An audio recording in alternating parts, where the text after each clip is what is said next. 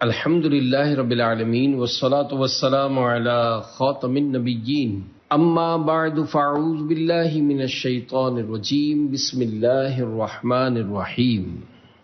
سورۃ المنافقون، سورہ منافقون کا تعارف۔ مقام نزول، سورہ منافقون مدینہ منورہ میں نازل ہوئی ہے۔ رکوع اور آیات کی تعداد، اس سورت میں 2 رکوع اور 11 آیتیں ہیں۔ منافقون نام رکھنے کی وجہ، اس سورت کی ابتدا میں منافقوں کی صفات بیان کی گئیں اور نبی کریم علیہ الصلوۃ والسلام اور مسلمانوں سے متعلق ان کا موقف ذکر کیا گیا۔ اس مناسبت سے اس سورت کو سورہ منافقون کہتے ہیں۔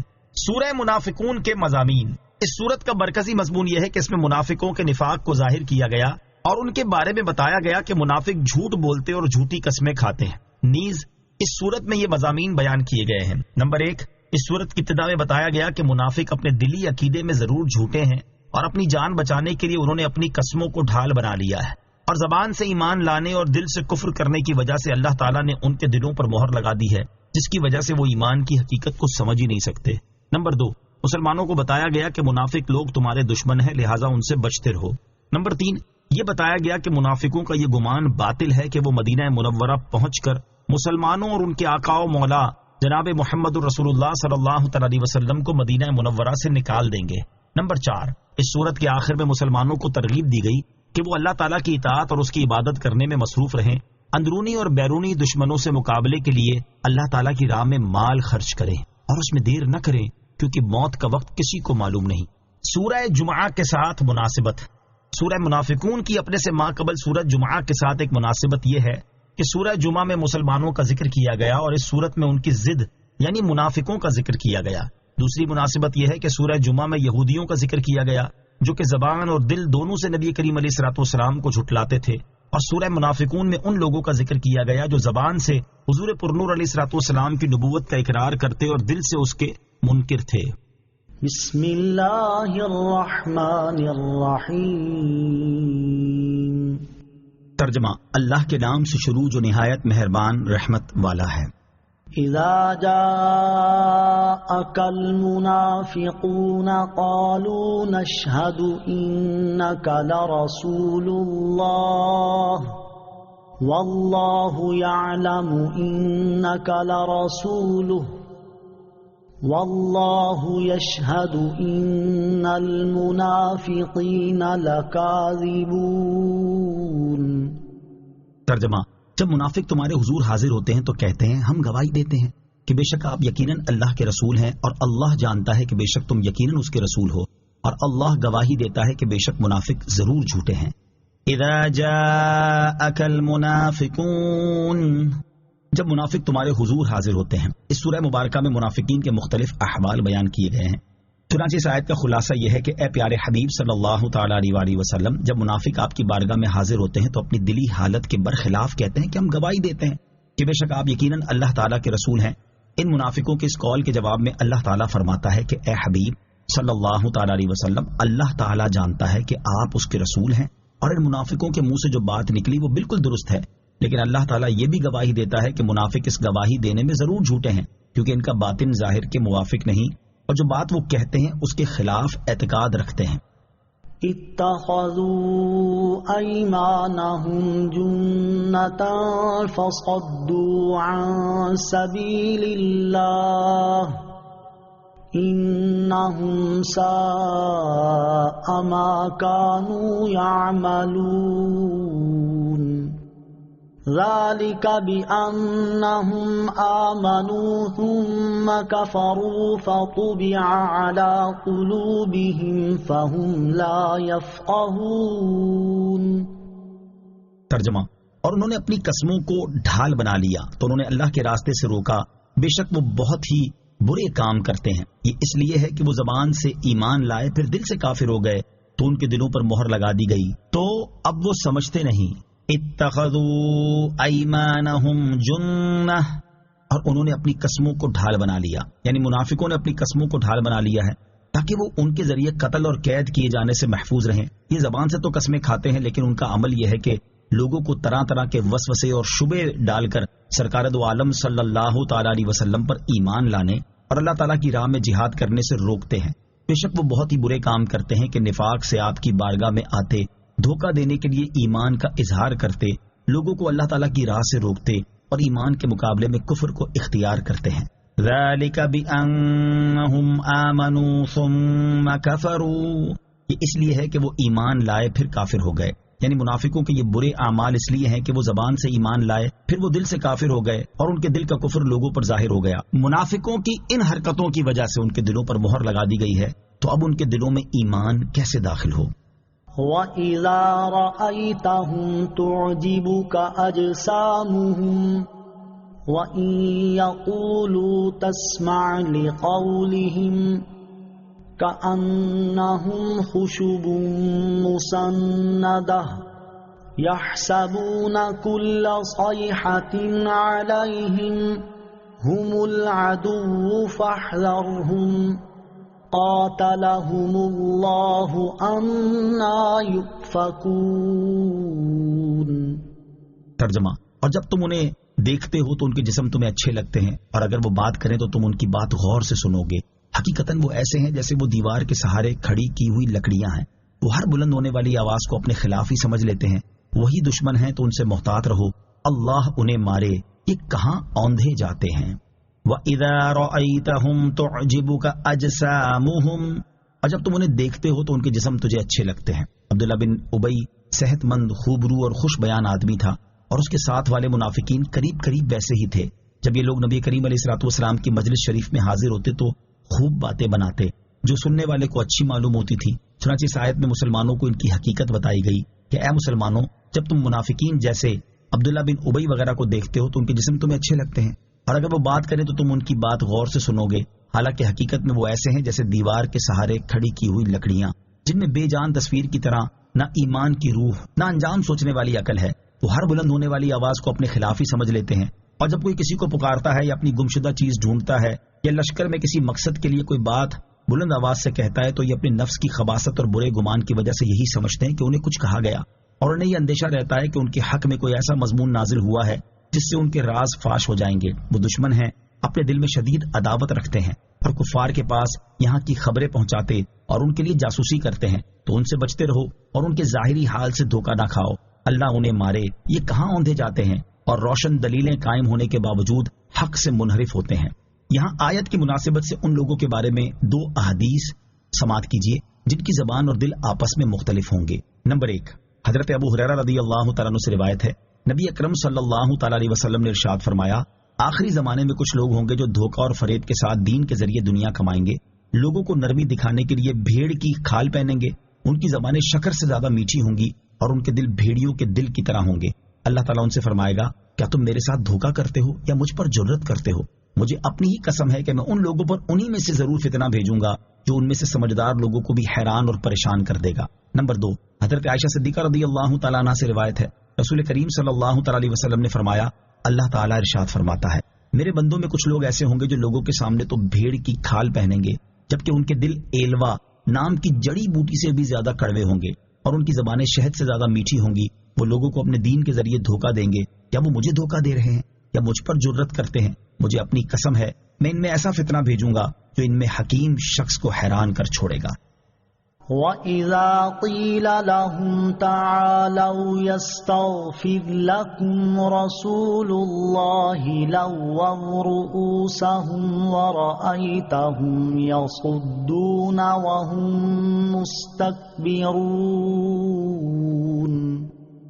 ترجمہ، اور جب ان سے کہا جائے کہ آؤ تاکہ اللہ کے رسول تمہارے لیے معافی چاہیں تو وہ اپنے سر گھما لیتے ہیں اور تم انہیں دیکھو گے کہ تکبر کرتے ہوئے منہ پھیر لیتے ہیں۔ وَإِذَا قِيلَ لَهُمْ تَعَالَوْا، اور جب ان سے کہا جائے کہ آؤ۔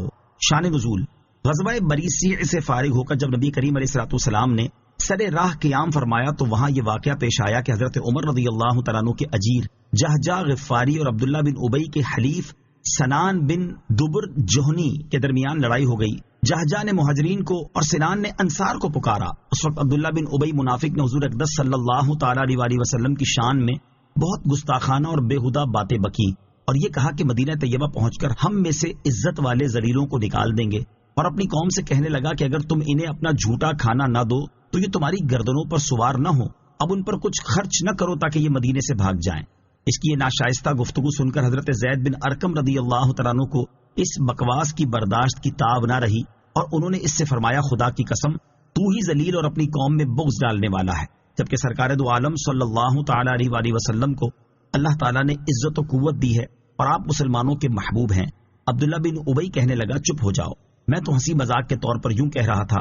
حضرت زید بن ارقم رضی اللہ تعالیٰ عنہ نے یہ خبر حضور پر نور صلی اللہ تعالی علیہ وآلہ وسلم کی خدمت میں پہنچائی تو حضرت عمر رضی اللہ تعالیٰ عنہ نے عبداللہ بن ابی کے قتل کی اجازت چاہی۔ نبی کریم علیہ الصلوۃ والسلام نے منع کر دیا اور ارشاد فرمایا لوگ کہیں گے کہ محمد مصطفیٰ صلی اللہ تعالی علیہ وسلم اپنے ہی ساتھیوں کو قتل کر دیتے ہیں۔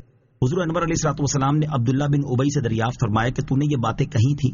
وہ مکر گیا اور قسم کھا گیا کہ میں نے کچھ بھی نہیں کہا۔ اس کے ساتھی جو مجلس شریف میں حاضر تھے وہ عرض کرنے لگے کہ عبداللہ بن ابی بوڑھا شخص ہے، جو یہ کہتا ہے ٹھیک ہی کہتا ہے۔ حضرت زید بن ارقم رضی اللہ تعالیٰ عنہ کو شاید دھوکہ ہوا اور بات یاد نہ رہی ہو۔ پھر جب یہ آیت نازل ہوئی اور عبداللہ بن ابی کا جھوٹ ظاہر ہو گیا تو اس سے کہا گیا کہ جا اور جا کر سرکار دو عالم صلی اللہ تعالی علیہ وسلم سے درخواست کر کے وہ تیرے لیے اللہ تعالیٰ سے معافی چاہیں۔ یہ سن کر اس نے گردن پھیری اور کہنے لگا کہ تم نے کہا ایمان لا تو میں ایمان لے آیا، تم نے کہا زکات دے تو میں نے زکات دی، اب یہی باقی رہ گیا ہے کہ محمد مصطفیٰ صلی اللہ تعالی علیہ وسلم کو سجدہ کروں۔ اس پر یہ آیت کریمہ نازل ہوئی۔ اس آیت کا خلاصہ یہ ہے کہ جب منافقوں کا جھوٹ ظاہر ہونے کے بعد نصیحت کرتے ہوئے ان سے کہا جائے کہ تم آؤ تاکہ اللہ تعالیٰ کے رسول تمہارے لیے اللہ تعالیٰ سے دعا کریں کہ وہ اپنے لطف و کرم سے تمہارے گناہ بخش دے اور تمہارے عیبوں پر پردہ ڈال دے، تو وہ اس سے اعراض کرتے ہوئے اپنے سروں کو دوسری طرف گھما لیتے ہیں۔ اور اے مسلمانوں تم انہیں دیکھو گے کہ رسول کریم علیہ الصلوۃ والسلام کی بارگاہ میں حاضری سے تکبر کرتے ہوئے منہ پھیر لیتے ہیں۔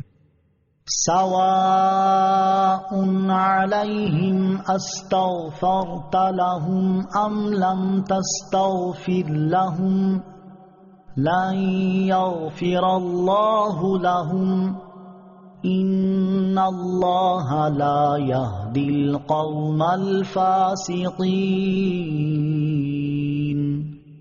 ترجمہ: ان کے حق میں برابر ہے کہ تم ان کے لیے استغفار کرو یا ان کے لیے استغفار نہ کرو، اللہ انہیں ہرگز نہیں بخشے گا، بے شک اللہ نافرمانوں کو ہدایت نہیں دیتا۔ سواء علیہم استغفرت لهم ام لم تستغفر لهم، ان کے حق میں برابر ہے کہ تم ان کے لیے استغفار کرو یا ان کے لیے استغفار نہ کرو، یعنی اے حبیب صلی اللہ تعالی علیہ وآلہ وسلم آپ کا ان کے لیے استغفار کرنا اور نہ کرنا ان کے حق میں برابر ہے۔ اللہ تعالیٰ انہیں ہرگز نہیں بخشے گا کیونکہ وہ نفاق میں راسخ اور پختہ ہو چکے ہیں، بے شک اللہ تعالیٰ ان لوگوں کو ہدایت نہیں دیتا جو اس کے علم میں نافرمان ہیں۔ یہ ارشاد اسی وقت تھا جب منافقوں کے لیے دعائے مغفرت کرنا ممنوع نہ تھا، بعد میں اس سے منع فرما دیا گیا ہے، لہذا منافقوں اور کافروں کے لیے مغفرت کی دعا کرنا منع ہے، بلکہ کافر کے لیے دعائے مغفرت کرنا کفر ہے۔ هم الذين يقولون لا تنفقوا على من عند رسول الله حتى ينفضوا وَلِلَّهِ خَزَائِنُ السَّمَاوَاتِ وَالْأَرْضِ وَلَكِنَّ الْمُنَافِقِينَ لَا يَفْقَهُونَ۔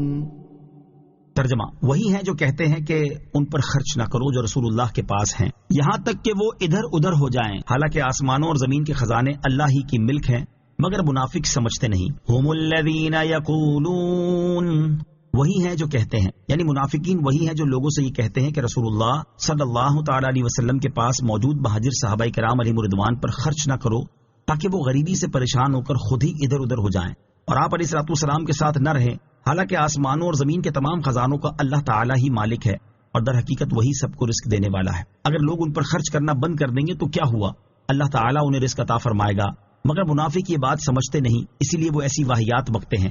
نیز انہیں ابھی تک صحابہ کرام علیہم رضوان کے ایمان کی پختگی کا حال معلوم نہیں کہ وہ کسی بھی حال میں حضور اقدس علیہ الصلوۃ والسلام کا ساتھ نہیں چھوڑ سکتے، اور وہ یہ بات جانتے ہیں کہ ان کا رزق بندوں پر نہیں بلکہ اللہ تعالیٰ کے ذمہ کرم پر ہے، اور وہ اپنے رب عز و جل پر کامل بھروسہ رکھتے ہیں۔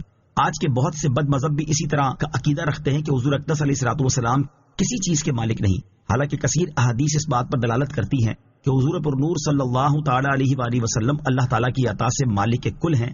یہاں ان میں سے دو احادیث سماعت کیجیے۔ نمبر 1، بخاری شریف کی حدیث حضرت معاویہ رضی اللہ تعالی عنہ سے روایت ہے، تاجدار رسالت صلی اللہ تعالی علیہ وآلہ وسلم نے ارشاد فرمایا، میں تقسیم کرنے والا ہوں اور اللہ تعالی عطا فرماتا ہے۔ حدیث نمبر 2، بخاری شریف کی حدیث حضرت عقبہ بن عامر رضی اللہ تعالیٰ عنہ سے روایت ہے، رسول کریم علیہ الصلوۃ والسلام نے ارشاد فرمایا، مجھے زمین کے خزانوں کی چابیاں عطا کی گئی ہیں۔ يقولون لئن رجعنا إلى المدينة ليخرجن الأعز منها الأذل وَلِلَّهِ الْعِزَّةُ وَلِرَسُولِهِ وَلِلْمُؤْمِنِينَ وَلَكِنَّ الْمُنَافِقِينَ لَا يَعْلَمُونَ۔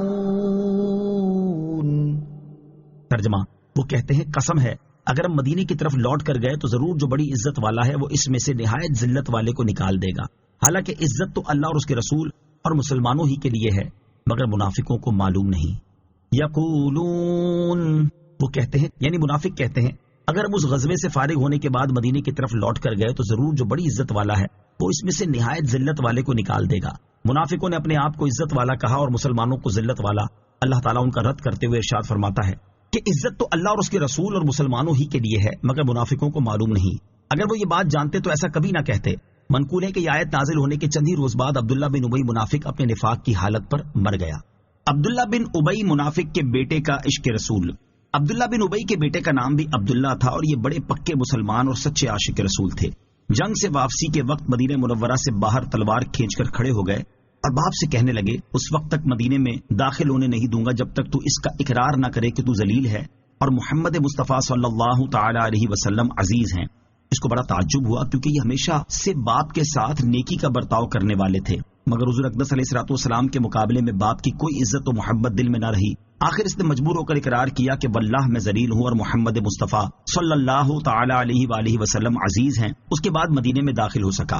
آیت وَلِلَّهِ الْعِزَّةُ وَلِرَسُولِهِ وَلِلْمُؤْمِنِينَ سے معلوم ہونے والے مسائل۔ اس آیت سے 4 مسئلے معلوم ہوئے۔ نمبر 1، ہر مومن عزت والا ہے، کسی مسلم قوم کو ذلیل جاننا یا اسے کمین کہنا حرام ہے۔ نمبر 2، مومن کی عزت ایمان اور نیک اعمال سے ہے، روپیے پیسے سے نہیں۔ نمبر 3، مومن کی عزت دائمی ہے، فانی نہیں، اسی لیے مومن کی لاش اور قبر کی بھی عزت کی جاتی ہے۔ نمبر 4، جو مومن کو ذلیل سمجھے وہ اللہ تعالیٰ کے نزدیک ذلیل ہے۔ غریب مسکین مومن عزت والا ہے جبکہ مالدار کافر بدتر ہے۔ نفاق کی اقسام اور عملی منافقوں کی علامات۔ منافقوں کا بیان ختم ہوا، اب یہاں نفاق کی اقسام اور عملی منافقوں کی علامات کے بیان پر مشتمل 3 احادیث سماعت کیجیے۔ چنانچہ نفاق کے بارے میں بیان کرتے ہوئے صدر الشریعہ مفتی امجد علی اعظمی رحمۃ اللہ تعالی فرماتے ہیں نفاق کے زبان سے دعوی اسلام کرنا اور دل میں اسلام سے انکار، یہ بھی خالص کفر ہے، بلکہ ایسے لوگوں کے لیے جہنم کا سب سے نیچے کا طبقہ ہے۔ حضور اقدس علیہ الصلوۃ والسلام کے زمانہ اقدس میں کچھ لوگ اس صفت کے اس نام کے ساتھ مشہور ہوئے کہ ان کے کفر باطنی پر قرآن ناطق ہوا۔ نیز نبی اکرم علیہ الصلوۃ والسلام نے اپنے وسیع علم سے ایک ایک کو پہچانا اور فرما دیا کہ یہ منافق ہے۔ اب اس زمانے میں کسی خاص شخص کی نسبت قطع یعنی یقین کے ساتھ منافق نہیں کہا جا سکتا کہ ہمارے سامنے جو دعویٰ اسلام کرے ہم اس کو مسلمان ہی سمجھیں گے جب تک اس سے وہ قول یا فعل جو منافی ایمان ہے نہ صادر ہو۔ البتہ نفاق کی ایک شاخ اس زمانے میں پائی جاتی ہے کہ بہت سے بد مذہب اپنے آپ کو مسلمان کہتے ہیں اور دیکھا جاتا ہے تو دعویٰ اسلام کے ساتھ ضروریات دین کا انکار بھی ہے۔ اور عملی نفاق کا مطلب یہ ہوتا ہے کہ وہ کام کرے جو مسلمانوں کے شایان شان نہ ہو بلکہ منافقین کے کرتوت ہوں۔ یہاں ان میں سے 2 احادیث سماعت کیجیے۔ بخاری شریف کی حدیث حضرت عبداللہ بن عمر رضی اللہ تعالیٰ عنہما سے روایت ہے، نبی کریم صلی اللہ تعالی علیہ وسلم نے ارشاد فرمایا کہ جس میں 4 عیوب ہوں وہ خالص منافق ہے، اور جس میں ان 4 میں سے ایک عیب ہو تو اس میں منافقت کا عیب ہوگا جب تک کہ اسے چھوڑ نہ دے۔ نمبر 1، جب امانت دی جائے تو خیانت کرے۔ نمبر 2، جب بات کرے تو جھوٹ بولے۔ نمبر 3، جب وعدہ کرے تو خلاف ورزی کرے۔ نمبر 4، جب لڑائی کرے تو گالیاں بکے۔ حدیث نمبر 2، حضرت عبد الرحمن بن حرملہ رضی اللہ تعالی عنہ سے روایت ہے، حضور انور علیہ الصلوۃ والسلام نے ارشاد فرمایا ہمارے اور منافقوں کے درمیان فرق عشاء اور صبح کی نماز میں حاضر ہونا ہے۔ منافقین ان دونوں نمازوں میں حاضر ہونے کی استطاعت نہیں رکھتے۔ اللہ تعالیٰ ہمیں نفاق سے اور منافقوں جیسے کام کرنے سے محفوظ فرمائے، آمین۔ یا ایہا الذین آمنوا لا تلہکم اموالکم ولا اولادکم عن ذکر اللہ ومن یفعل ذلک فاولئک هم الخاسرون۔ ترجمہ، اے ایمان والو، تمہارے مال اور تمہاری اولاد تمہیں اللہ کے ذکر سے غافل نہ کر دیں، اور جو ایسا کرے گا تو وہی لوگ نقصان اٹھانے والے ہیں۔ یا ایھا الذین آمنوا، اے ایمان والو۔ اس سے پہلی آیت میں منافقوں کے احوال بیان کیے گئے، اور اب یہاں سے ایمان والوں کو نصیحت کی جا رہی ہے کہ اے ایمان والو، منافقوں کی طرح تمہارے مال اور تمہاری اولاد تمہیں اللہ تعالیٰ کے ذکر سے غافل نہ کر دے، اور جو ایسا کرے گا کہ دنیا میں مشغول ہو کر دین کو فراموش کر دے گا، مال کی محبت میں اپنے حال کی پرواہ نہ کرے گا، اور اولاد کی خوشی کے لیے آخرت کی راحت سے غافل رہے گا، تو ایسے لوگ ہی نقصان اٹھانے والے ہیں، کیونکہ انہوں نے فانی دنیا کے پیچھے آخرت کے گھر کی باقی رہنے والی نعمتوں کی پرواہ نہ کی۔ یہاں آیت کی مناسبت سے دنیا کے مال سے متعلق ایک حدیث پاک سماعت کیجیے۔ چنانچہ حضرت حکیم بن حزام رضی اللہ تعالی عنہ فرماتے ہیں، میں نے رسول کریم صلی اللہ تعالی علیہ وآلہ وسلم سے کچھ مال کا سوال کیا اور بہت التجا کی، تو آپ نے ارشاد فرمایا، اے حکیم، تمہارا اتنی کثرت سے سوال کرنا کیا ہے؟ اے حکیم، بے شک یہ مال سرسبز اور میٹھا ہے، اور اس کے ساتھ ساتھ وہ لوگوں کے ہاتھوں کا میل ہے۔ اللہ تعالیٰ کا ہاتھ دینے والے کے ہاتھ کے اوپر ہوتا ہے، اور دینے والے کا ہاتھ اس کے ہاتھ کے اوپر ہوتا ہے، جسے دیا گیا، اور جسے دیا گیا اس کا ہاتھ سب سے نیچے ہوتا ہے۔ وَأَنفِقُوا مِمَّا رَزَقْنَاكُم مِّن قَبْلِ أَن يَأْتِيَ أَحَدَكُمُ الْمَوْتُ فَيَقُولَ رَبِّ لَوْلَا أَخَّرْتَنِي